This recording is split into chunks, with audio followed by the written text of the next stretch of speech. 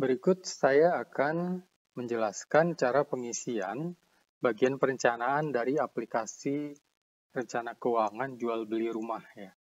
Jadi yang dimaksud jual beli rumah di sini adalah beli rumah, kemudian direnovasi, kemudian dijual.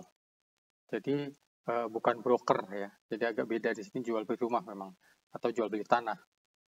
Beli tanah didiamkan dijual, tapi itu lama. Kalau ini beli tanah dibangun jadi rumah dijual. Jadi bukan developer juga, karena developer terpisah, tapi ini lebih ke yang satuan. Oke, saya masuk saja mau ke dalam investasi aset. Untuk jual beli rumah ini tidak dimasukkan ke dalam aset. Karena asumsinya tadi, ini adalah bagian dari persediaan, dibeli untuk dijual. Jadi di sini yang diisikan sebagai aset adalah untuk kebutuhan kerja atau operasional sehari-hari. Di sini saya isi asumsi singkat saja, ada perlengkapan kantor dan lain-lain. Diisi harga satuannya, kemudian diisikan rencana pengeluaran kasnya. Jadi saya ingin menjelaskan bahwa di sini, kalaupun nanti ada aset yang di luar daripada ini, itu cara pengisian untuk transaksi kasnya tidak harus semuanya diisikan di bulan pertama dan satu kali. Sebagai contoh di sini baru bulan kedua, kemudian pembayarannya 2 kali gitu kan. Jadi bisa dibuat seperti ini, tidak harus semuanya diisikan di bulan pertama. Kemudian yang membedakannya adalah di sini kita harus memasukkan mana aset yang dibeli bagian dari modal dan mana yang tidak. Cara memisahkannya mudah, jadi kita melihat di baris ke-8 ini, ada kolom di mana ada drop down-nya ya dan tidak. Jadi kalau ini bagian dari aset, kita bisa pilih ya. Di sini juga sama, misalnya sampai 3 bulan, kita pilih ya dan khusus untuk aset. Tapi apabila ada aset-aset yang dibeli di bulan berikut-berikutnya, bisa dituliskan di sini, dan kalau itu bukan bagian dari modal, ya berarti tidak usah dipilih ya-nya di sini. Ya. Setelah itu jangan lupa untuk mengisikan kategori dari asetnya. Kalau nama aset ini teman-teman ingin rubah, teman-teman bisa merubahnya di bagian format laporan di bagian aset tetap. Hanya saja kalau sudah dipilih, jangan lupa juga untuk di sini dipilih ulang. Karena di sini yang berubah drop down-nya, tapi kalau sudah dipilih dan namanya beda, tetap harus dipilih ulang agar bisa masuk ke perhitungan penyusutannya.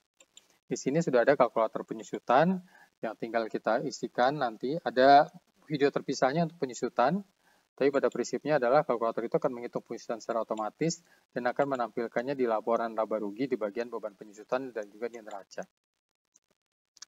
Dan investasi yang dimasukkan tadi aset, ini kita bisa melihat di bagian permodalan di bagian investasi aset ini.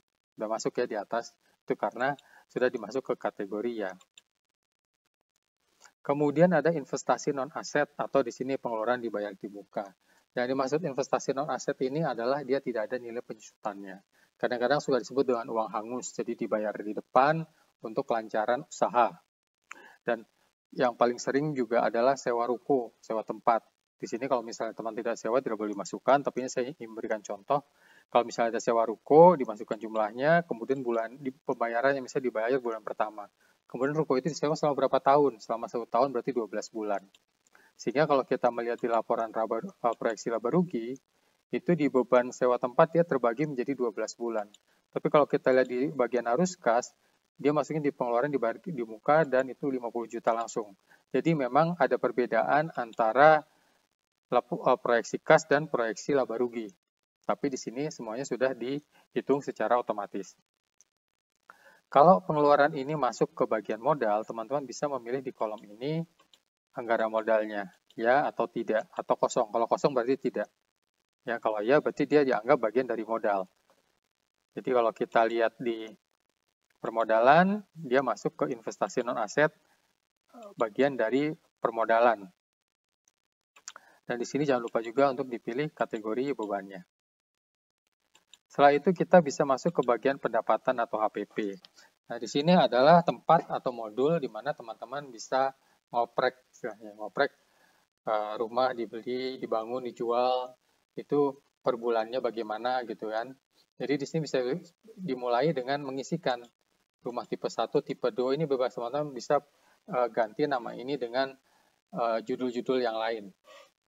Misalnya rumah atau kantor atau apapun ya.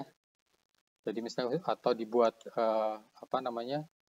ada pembagian dari sisi ukuran tanahnya, misalnya rumah luas tanah sekian, atau rumah 2 tingkat, rumah 1 tingkat, bebas. Yang perlu dimasukkan adalah sini harga jual rata-rata dan harga beli rata-rata. Ini sebelum dilakukan renovasi. Ya, kalau misalnya tanah mungkin harga belinya bisa jauh lebih kecil karena ada nilai bangunan yang mungkin sangat tinggi. Jadi harga jual rata-rata, harga beli rata-rata. Kemudian di masing-masing kategori ini, ya ini ada sampai 15 kalau nggak salah. Ya, ini ada 3 baris untuk teman-teman bisa membuat perencanaan. Misalnya di sini di bulan pertama beli rumah 1 senilai 700 juta, rata-ratanya 1, tinggal diklik 1 di sini. Kemudian baru kejual itu target di bulan ke-8, misal ya. Ya diisikan di bulan ke-8 di sini. Jadi di sini bisa terlihat ada jeda waktu 8 bulan penjualan. Nanti di bawahnya akan ada perhitungan otomatis terhadap keuangannya itu bagaimana nanti ya. Itu akan dihitung secara otomatis berdasarkan status pembelian dan penjualannya. Jadi penjualan bulan pertama, renovasi 3 bulan, misalnya baru penjual lagi bulan ke-8. Bisa lebih pendek lagi, bisa lebih panjang lagi, sesuai dengan pengalaman teman-teman atau apa yang teman-teman lihat di lapangan. Sebab itu ada pembelian kemudian bulan ke-5, karena misalnya ada dana lagi, beli lagi rumah untuk direnov dan dijual lagi. Kemudian ada rumah tipe 2 sama pembelian, ini harga jual rata-rata, harga beli rata-rata ya. Jadi di sini teman-teman bisa membuat perencanaan pembelian dan penjualan, sedangkan stok akan dihitung otomatis. Jadi rumah-rumah yang tidak terjual itu nanti dia akan masuk di neraca itu di bagian persediaan, ya bukan di aset. Kalau di persediaan, ada nilai persediaan, ini adalah nilai rumah-rumah yang belum terjual. Kemudian di bagian bawahnya, ini sudah dihitung secara otomatis ya.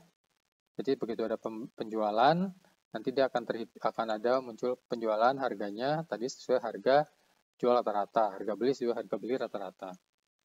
Yang buat teman-teman lakukan di sini adalah memilih kategori dari pendapatannya. Ini adalah di baris yang ketiga bagian penjualan ya. Di sini kategorinya rumah kecil, menengah, mewah. Ini kalau teman-teman ganti namanya sama di bagian format laporan, di bagian pendapatan atau di bagian HPP. Itu HPP untuk HPP-nya ya. Kalau tadi pendapatan di bagian pendapatan. Jadi setelah itu di bagian bawahnya lagi itu ada total pembelian, stok dan penjualan. Ini rekap dari detail-detail yang di atasnya tadi. Kemudian karena ini fokusnya adalah jual beli rumah, bukan broker yang rumahnya titipan, maka di sini tidak fokus terhadap penjualan rumah titipan walaupun di sini disediakan satu baris kalau memang teman-teman juga menjual rumah titipan. Jadi di sini teman-teman bisa mengisikan misalnya dari rumah titipan harga jual rata-ratanya 2M. Kemudian di sini bisa diisikan nilai komisinya berapa. Jadi dan di sini diisikan target penjualan per unitnya. Misalnya bulan 4 ada jual satu rumah titipan. Di sini tidak ada nilai persediaannya ya karena kan aslinya titipan, bukan bagian dari persediaan teman-teman yang jual beli rumah. Dan dapatnya kan dari komisi. Jadi di sini Anda perhatikan harga jual rata-rata, komisinya nanti akan muncul nilainya setiap ada penjualan 2,5% dapat 50 juta. Ya. Setelah itu di angka di bawahnya ini HPP dia akan menghitung otomatis berdasarkan harga beli rata-ratanya di sini ya. Teman-teman hanya tinggal memilih nama HPP-nya ya. Tinggal dipilih ini HPP bangunan, tanah, HPP rumah tipe 1. Ini dia akan mengambil data secara otomatis ya. Jadi di bagian ini tidak ada yang perlu teman-teman lakukan kecuali memilih HPP-nya. Kategori HPP-nya. Setelah itu kan, nah sekarang bagian renovasinya itu masuk di mana? Ya, bagian renovasinya itu masuk di sini HPP tambahan. Kalau HPP di atas tadi khusus untuk beli, kalau HPP ini adalah untuk biaya renovasinya. Dan ini dihitung dari pembelian. Yang dimaksud HPP pembelian ini adalah yang muncul pada saat terjadi penjualan. Jadi kalau belum terjadi penjualan, maka nilai HPP-nya ini dia belum akan muncul. Dan itu nilainya teman-teman bisa tentukan sendiri. Mau 15%, 20%. Jadi asumsinya tadi kalau misalnya anggap kita ambil rumah yang terjual di sini, ini kan totalnya hampir Oh, yang ini lebih mudah, ini 700 juta. Berarti ya, kalau 15% itu HPP-nya berarti 105 juta HPP tambahannya. 105 tambah 700 itu 805, harga jualnya 1M. Ya. Jadi di situ teman-teman bisa langsung mendapatkan gambaran profit dari HPP utama tadi yang di atas, HPP beli plus HPP tambahannya. Kalaupun ada HPP lain, teman-teman bisa menambahkannya di sini. Ini kan ada biaya variabel lain, teman-teman bisa mengedit di sini, misalnya edit HPP lain-lain ya. Nah, subsidi ini kan seperti ini, komisi aja dibagi dua, komisi 0,5% dari penjualan dan komisi 2 10% dari penjualan rumah titipan. Ini kalau misalnya punya teman-teman ada salesnya ya, masing-masing sales dapat komisinya berbeda. Kemudian HPP lain-lain seperti untuk jual beli rumah yang tidak ada di sini, teman-teman bisa memasuknya di sini dan bisa langsung dimasukkan ke masing-masing bulannya. Ya, kalau tidak ingin repot membuat rumus. Jadi bisa dia masukkan ke sini, ini bulan 4 ada tambahan, bulan 8 ada tambahan. Kalau ingin dibuat rumus, bisa diikuti rumusnya seperti ini. Ingat perkaliannya nih. Ya, bisa dibuat seperti ini atau dibuat rumus-rumus sesuai yang teman-teman inginkan, referensi perhitungannya mau dari bagian yang mana. Jadi pada dasarnya ini sudah untuk perhitungan jual beli rumah. Oh, ada satu lagi yang terlupa. Jadi ini rumah kan belinya apakah bagian dari modal ataukah bagian dari penjualan. Tapi kan sepertinya rumah dibeli, berarti otomatis harus ada modalnya dulu.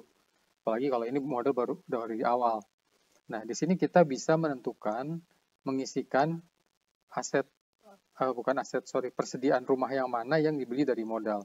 Caranya adalah dengan memilih, ini di baris ke-7, jadi sama seperti yang sebelumnya untuk yang pengisian non-aset ataupun aset. Jadi kalau kita pilih ya di sini, seluruh HPP yang ada di bawah bulan-bulan ini akan masuk menjadi bagian dari modal. Ini saya ambil contoh yang pertama, ada satu pembelian rumah berarti 700 juta, ini adalah modal. Kita lihat, ya totalnya berarti untuk bulan pertama ada 700 juta yang mengambil bagian dari modal. Nah sekarang bulan kedua mau beli berapa rumah nih?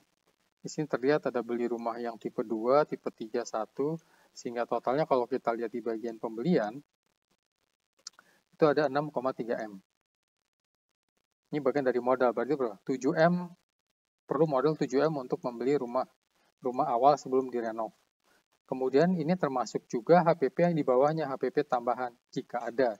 Tapi ini HPP-nya adalah dasarnya dari penjualan. Jadi karena dasarnya dari penjualan, maka HPP-nya akan muncul pada saat terjadi penjualan. Jadi kalau tidak ada penjualan, dia tidak muncul.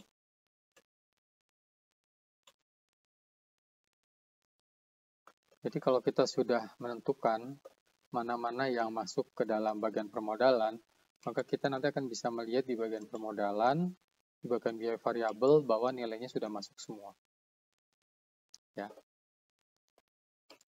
Kemudian berikutnya kita bisa masuk ke bagian biaya tetap atau operasional. Jadi di sini teman-teman bisa mengisikan data-data operasional mulai dari itemnya apa, kemudian biaya per bulannya, dan total biaya per bulannya, dan bisa mengisikan juga rencana pengeluaran kasnya. Dan untuk pengeluaran kas ini tidak harus semuanya diisi bulan pertama, walaupun contohnya seperti ini. Jadi misalnya kalau baru mulai operasional bulan kedua, teman-teman bisa mengisinya di bulan kedua. Jadi di sini kosong. Dan juga tidak harus semuanya muncul di saat bersamaan. Sebagai contoh, di sini tukang pertamanya 1, bulan kedua bisa di-set 1 orang dulu, kemudian baru bulan ketiganya ada gitu. Kemudian untuk perawatan kantor mungkin bulan pertama tidak perlu dulu, bulan ketiga ada 500.000 dan seterusnya dibuat seperti itu. Dan jadi tidak harus sama nilainya dengan total biayanya, tapi ini target atau budget rencananya dalam 5 tahun. Jadi kalau nanti baru berubah di bulan ke-6 ya kita buat seperti ini ya. Jadi tidak harus semuanya diisi di depan dan di bulan pertama. Setelah itu sama juga harus di set bulan-bulan berapa saja yang masuk dari bagian permodalan. Jadi kalau kita sudah men-set ini, kita bisa lihat di bagian permodalan, di bagian biaya tetap ini akan muncul angkanya. Jadi pada prinsipnya untuk biaya tetap sudah, dan kalau kita sudah mengisikan 1, 2, 3, 4 ini, kita bisa masuk ke bagian permodalan dan melihat kondisi permodalannya, yaitu permodalan yang dibutuhkan ataupun permodalan yang direncanakan untuk kita sediakan. Dan ini secara aplikasi ini bisa dua arah. Artinya teman-teman bisa punya modal sekian, kemudian teman-teman membreakdown terhadap asumsinya, atau teman ingin cari kebutuhan modalnya dulu. Nah, di sini dilihat kalau misalnya asumsinya tadi sudah ada modal disediakan 7M. Setelah teman-teman hitung, di sini modal total berdasarkan asumsi adalah 6460M. 6M 460 juta ya tepatnya. Masih ada cadangan 540. Itu kalau misalnya teman-teman mulai dari modal. Bisa juga nanti kebutuhannya 6460, berarti harus dapat modal minimal segitu. Nah, jadi asumsinya di sini bisa dibuat misalnya diturunkan pinjaman jadi 500 juta. Ya, jadi ini pun masih ada cadangannya. Jadi cara membuatnya adalah di sini modal diisikan dulu nama pemodalnya, kategorinya, kemudian jumlahnya masing-masing, serta diterimanya itu bulan berapa. Karena nanti ini akan muncul di proyeksi arus kas. Kemudian kalau ada pinjaman bisa diisikan namanya, bunganya, tenornya, dan jumlahnya, serta diterimanya kapan. Untuk modal pinjaman sendiri, bunganya akan dihitung di angsuran, bunga, dan pokoknya akan dihitung secara otomatis di kalkulator pinjaman. Ini ada videonya terpisah ya. Jadi sehingga kita bisa melihat totalnya 6 tambah 500, 6,5. Sehingga dari 6,5 ini masih ada cadangan sekitar 40 juta. Ya. Jadi cadangan 40 juta ini bisa dipakai untuk teman-teman menyesuaikan lagi dari asumsi-asumsi yang ada. Kemudian ada tambahan lagi, itu adalah analisa kelayakan usaha. Jadi modul ini tujuannya untuk membantu teman-teman melihat asumsi-asumsi yang teman-teman rencanakan, apakah memenuhi kriteria umum atau standar dari usaha. Jadi sebagai contoh ada perhitungan IRR, NPV, atau yang paling mudah di sini adalah perhitungan payback period atau balik modal. Jadi di sini teman-teman bisa mengedit kriteria yang ada. Dan paling mudah tadi, ini balik modal 36 bulan. Ini ternyata hasil perhitungannya berdasarkan asumsi yang diisikan 24 bulan. Nah, ini impact-nya hanya teman-teman bisa melihat ke warna depan ini hijau semua. Artinya asumsi-asumsi yang diisikan tadi, itu secara kriteria kelayakan usahanya memenuhi. Sehingga usaha ini layak dijalankan. Tapi pada akhirnya ini kan perhitungan di atas kertas. Realisasinya nanti akan memberikan nilai-nilai usahanya yang lebih actual. Ya. Oke, saya kira itu saja penjelasan dari pengisian perencanaan di aplikasi rencana keuangan jual beli rumah.